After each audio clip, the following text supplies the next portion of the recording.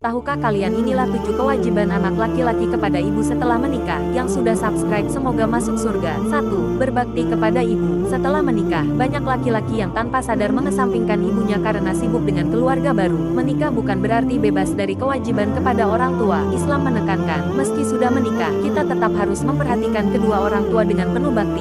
2. Menyayangi dengan sepenuh hati. Ibu telah mengorbankan seluruh hidupnya untuk membesarkan kita. Anak wajib membalas kebaikan itu. Salah satu caranya adalah dengan terus menyayanginya sepenuh hati, tanpa pamrih. 3. Meringankan beban ibu. 4. Menghormati dan bersikap sopan. 5. Menjaga perasaan ibu. 6. Bersikap adil dalam nafkah antara ibu dan istri. Salah satu yang paling sering dilupakan adalah sikap adil dalam memberikan nafkah. Seorang laki-laki harus bisa mengatur nafkah dengan bijak antara istri dan ibu, tanpa ada yang merasa diabaikan. 7. Merawat ibu dengan penuh kasih. Merawat orang tua, khususnya ibu, adalah perintah langsung dalam Al-Quran. Sebagai anak, kita wajib merawat ibu hingga akhir hayatnya dengan penuh kasih dan tanggung jawab. Tahukah kalian inilah hukum memotong kuku di malam hari menurut Islam? Benarkah bisa memperpendek umur? Yang sudah subscribe semoga masuk surga. Meski sering dianggap sepele, ternyata ada keberkahan tersendiri dalam memotong kuku. Namun, memotong kuku di malam hari dianggap bisa memperpendek umur. Banyak yang menganggap ini sebagai pamali. Berdasarkan berbagai sumber, keyakinan bahwa memotong kuku di malam hari bisa memperpendek umur hanyalah mitos. Ini hanyalah kepercayaan turun-temurun di kalangan masyarakat. Di salah satu unggahan YouTube Al-Bajjah TV, dikatakan bahwa memotong kuku di malam hari tidak dilarang dalam syariat Islam. Ini menunjukkan bahwa tidak ada dasar kuat dari sisi agama yang melarangnya. Menurut Buya Yahya, jika ada yang melarang memotong kuku di malam hari, itu bukan karena hukum syariat. Inilah cara kaya menurut Islam yang wajib kamu tahu.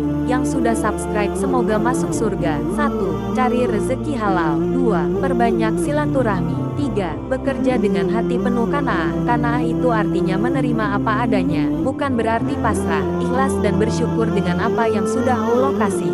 4. Tobat dari segala dosa. 5. Segera tunaikan zakat dan sedekah. 6. Syukuri setiap nikmat, jangan mengeluh. 7. Mohon ampunan kepada Allah. 8. Takutlah kepada Allah Subhanahu wa Ta'ala. Semoga video ini bermanfaat. Jangan lupa subscribe dan sebarkan kebaikan ini kepada yang lain. Semoga rezekimu lancar selalu. Tahukah kalian tentang fakta ilmiah tentang air Zam-Zam? Yang sudah subscribe semoga masuk surga. Pertama, air Zam-Zam bebas pertumbuhan biologis. Air Zam-Zam ini bukan air biasa. Meski berasal dari sumur yang sangat tua, tak ada satupun pertumbuhan biologis di dalamnya. Tak ada ganggang, tak ada jamur. Benar-benar bersih secara alami. Bandingkan dengan air biasa yang mungkin sudah tercemar dengan segala macam mikroorganisme. Apa rahasianya? Ini adalah keajaiban pertama dari air Zam-Zam. Kedua, kaya mineral. Mineral yang terkandung dalam satu tetes air Zam-Zam tidak bisa kamu temukan dimanapun di dunia ini. Air dari sumur Zam-Zam ini memiliki keragaman mineral yang membuatnya bukan hanya suci, tetapi juga unik dan sangat bermanfaat bagi kesehatan kita.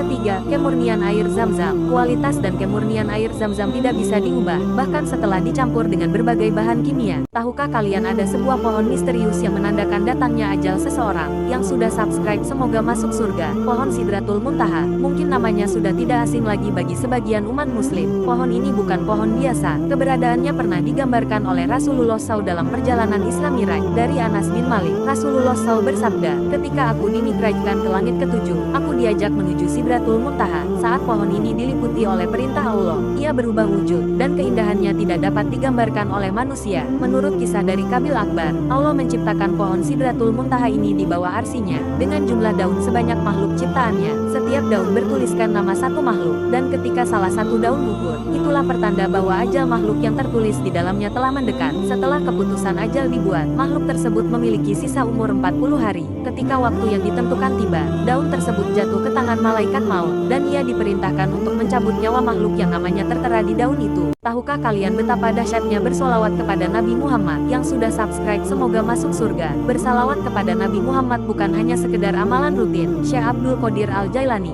seorang ulama besar, telah memberikan nasihat luar biasa tentang pentingnya bersalawat. Dalam kitabnya, beliau menegaskan bahwa membaca solawat kepada Nabi Muhammad adalah ibadah paling mulia, bentuk ketaatan tertinggi, dan perintah langsung dari Allah kepada kita semua. Syekh Abdul Qadir Al-Jailani mengatakan bahwa siapa saja yang rajin bersalawat akan dijanjikan tempat paling indah di akhirat. Bukan hanya itu, pahala yang dijanjikan juga merupakan pahala terbesar. Ada lebih banyak berkah yang tersembunyi di balik solawat ini. Doa-doa kalian akan dikabulkan, derajat kalian di sisi Allah akan ditinggikan, dan bahkan dosa-dosa besar akan diampuni. Solawat ini juga dapat menjadi penyembuh bagi penyakit hati, rasa gelisah, takut, marah, dan semua emosi negatif yang menguasai hati kita bisa disembuhkan dengan bersalawat.